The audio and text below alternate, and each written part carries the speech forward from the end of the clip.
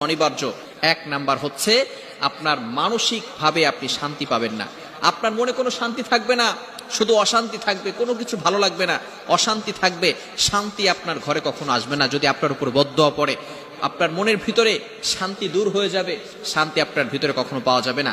এক number. Number two, দ্বিতীয় number হচ্ছে কাজে মন বসবে না। আপনি যে কাজই করেন না কেন কাজের ভিতরে মন বসবে না এবং কোনো কাজে আল্লাহ তাআলা বারাকা দিবেন না। দেয়ার উইল বি নো বারাকা। আল্লাহ পাক রব্বুল আলামিন আপনার যে কাজ রয়েছে সে কাজের ভিতরে কোনো বারাকা দিবেন না, আপনার কাজে মন বসবে না, কাজ করতে ভালো লাগবে না। যতই কাজ করেন এই কাজের মাধ্যমে আল্লাহ পাক রব্বুল আলামিন আপনাকে সাকসেসফুল ম্যান হিসেবে তৈরি করবেন না।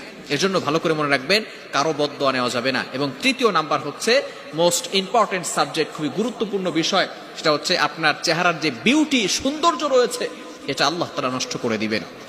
চেহারা সৌন্দর্য থাকবে না, চেহারা বিশ্রী হয়ে যাবে, চেহারা খারাপ হয়ে যাবে। কিছু মানুষ আছে